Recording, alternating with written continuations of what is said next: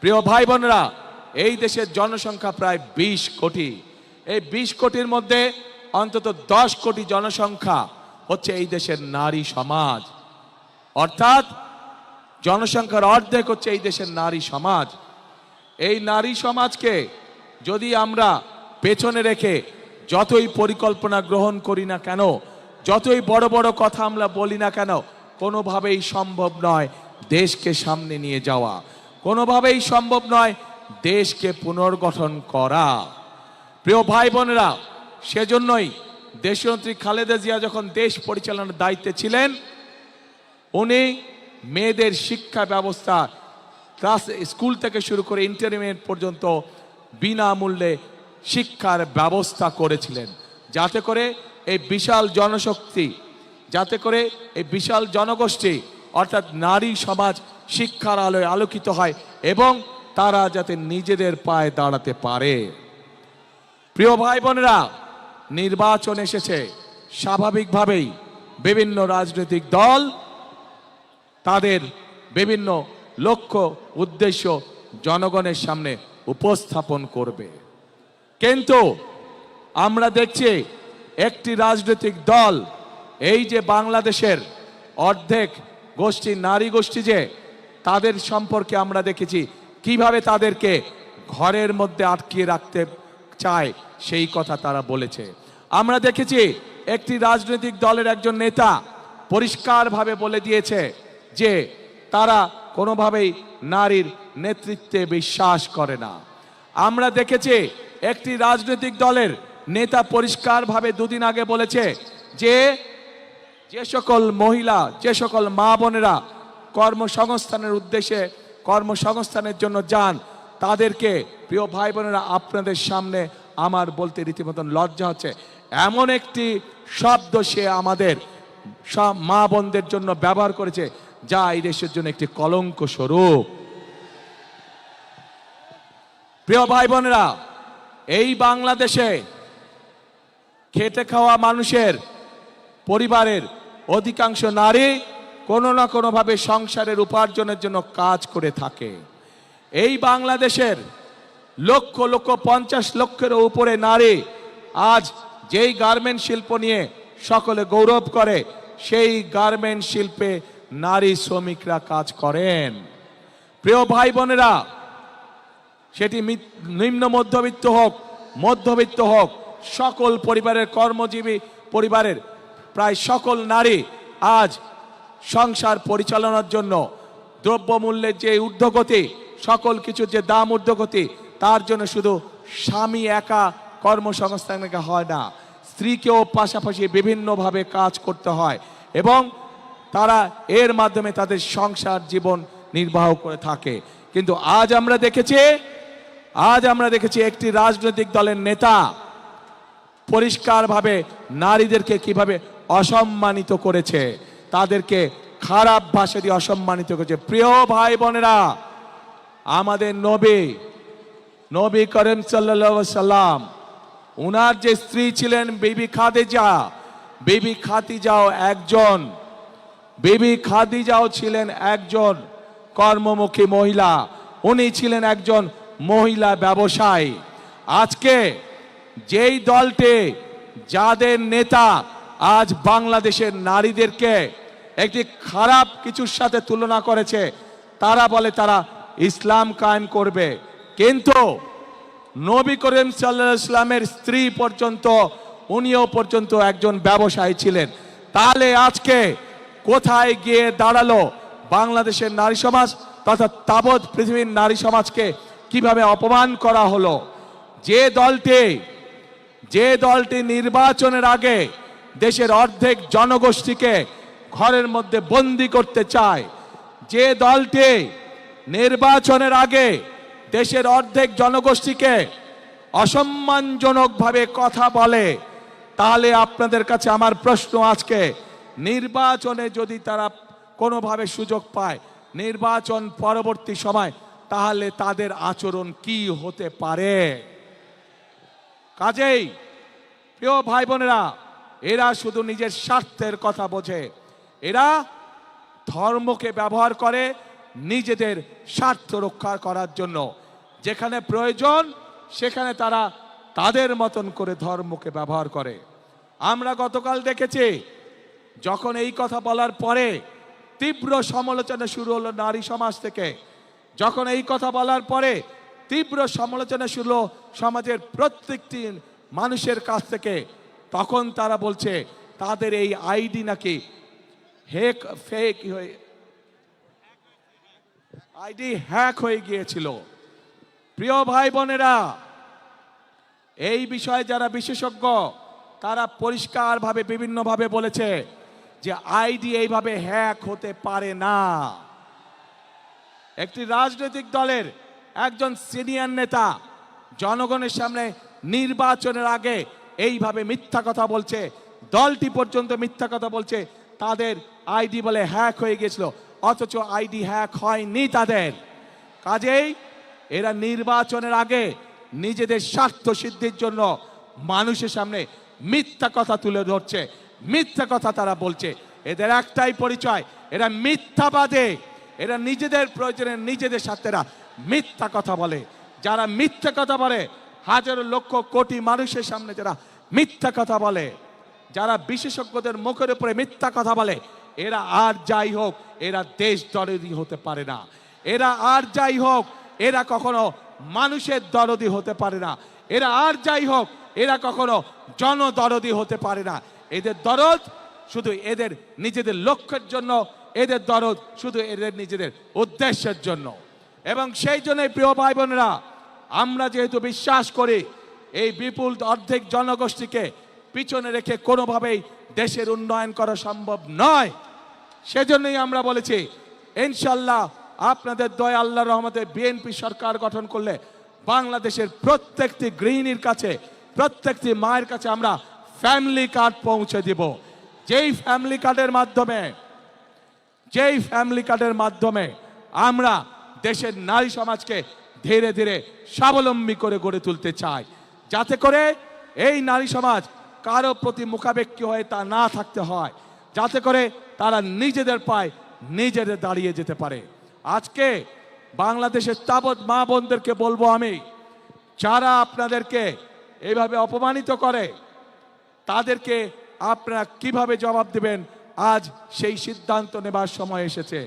প্রিয় ভাই বোনেরা, শুধু তাই নয়, চিন্তা করে দেখুন তাদের দলেও কিন্তু নারী কর্মী আছে। আজ তাদের দলের নারী কর্মীতে আমাদের প্রশ্ন, আপনারাও তো ঘর থেকে বের হয়ে দলের কাজে যাচ্ছেন, ঘর থেকে বের হয়ে যে নারী কাজে যায় তাকে আপনাদের নেতা কিসের সাথে তুলনা করেছে চিন্তা করে দেখুন। তাহলে আমাদের প্রশ্ন, ওই দলের যারা নারী সদস্য আছে তাহলে তাদের প্রকৃতি পরিচয় কি? তাদের নেতার বক্তব্য অনুযায়ী তাহলে তাদের প্রকৃতি পরিচয় কি?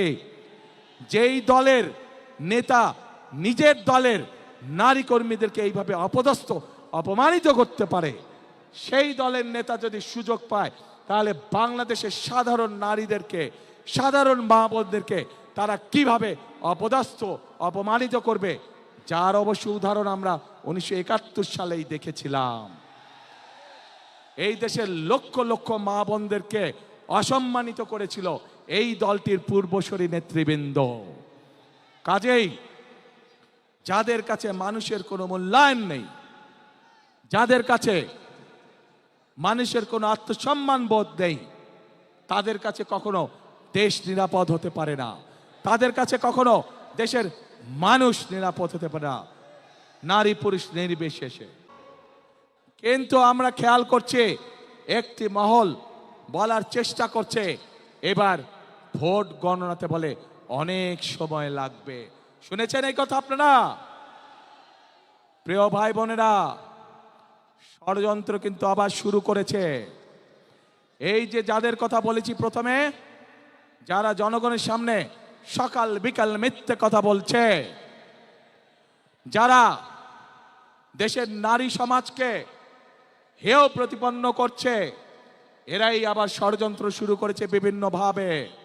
কারণ তারা জানে তাদের এইসব কথাবার্তা, তাদের এইসব কাজকর্ম, এইসব ফাঁকি ঝুঁকে মানুষ ধরে ফেলেছে, এবং সেজন্যই তারা বিভিন্ন ছল ছাতুরির চেষ্টা করছে। প্রিয় ভাই বোনেরা, আজ তাই এই জনসভায় দাঁড়িয়ে আপনাদের সকলকে বলতে চাই, আপনাদেরকে আজ থেকে সতর্ক থাকতে হবে, সজাগ থাকতে হবে। যে অধিকার আপনি গত 1 যুগ ধরে পাননি, আবার যাতে এই অধিকার কেউ কেড়ে নিয়ে যেতে না পারে, আপনাদের সকলকে সতর্ক থাকতে হবে। দল মত ধর্ম বর্ণ নির্বিশেষে আমাদের সকলকে সতর্ক এবং সজাগ থাকতে হবে। প্রিয় ভাই বোনেরা, আমরা যদি সকলে ঐক্যবদ্ধ থাকি, সকলে যদি আমরা একত্রিত হয়ে থাকি, তাহলে অবশ্যই আমরা আমাদের সেই কাঙ্ক্ষিত বাংলাদেশ গড়ে তুলতে সক্ষম হব। এবং সেই কাঙ্ক্ষিত বাংলাদেশের স্লোগান হবে একটাই।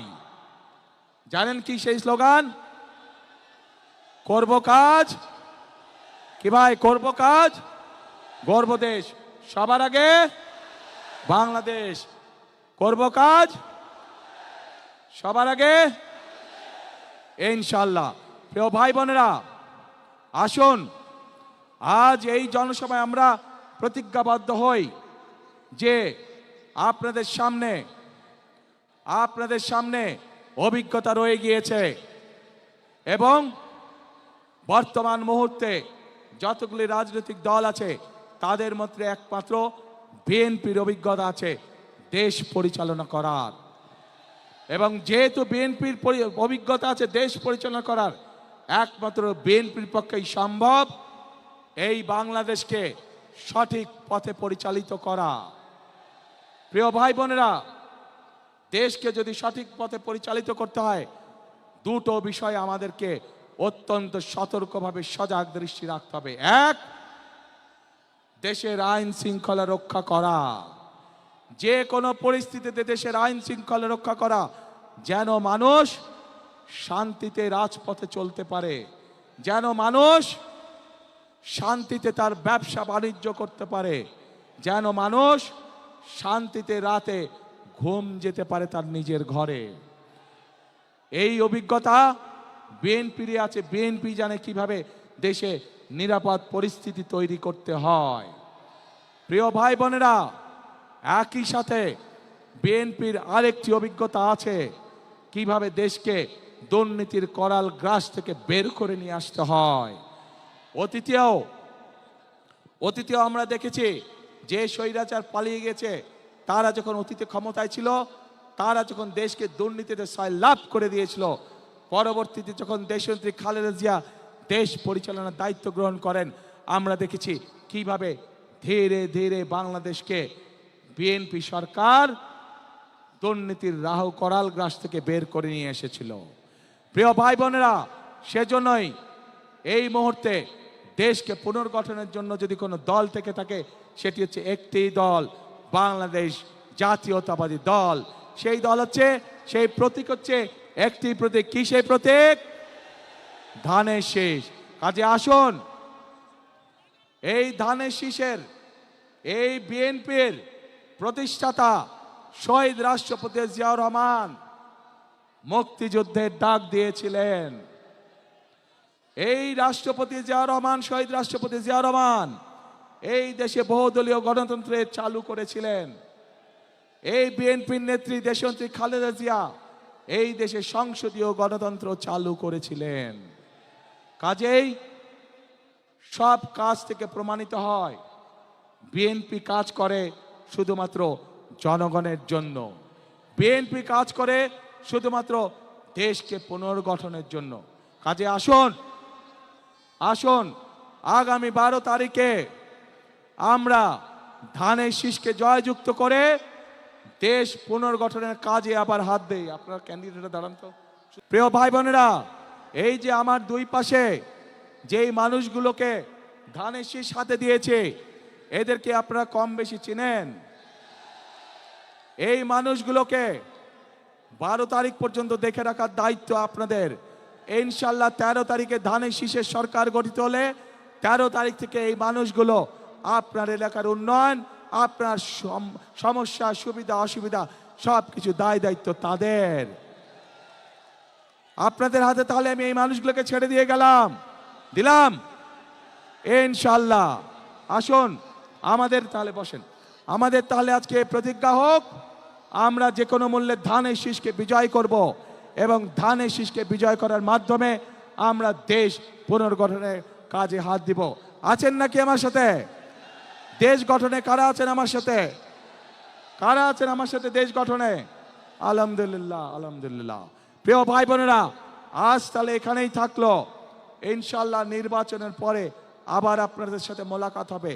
যেদিন আমরা এই এলাকায় ফ্যামিলি কার্ড দেওয়া শুরু করব, কৃষক কার্ড দেওয়া শুরু করব, যেদিন আমরা এই শিল্পনগরীকে মৃত শিল্পনগরী থেকে জীবিত শিল্পনগরী কাজ শুরু করব, ইনশাল্লাহ সেদিন আবারও এই মাঠে ইনশাল্লাহ আপনাদের সাথে দেখা হবে।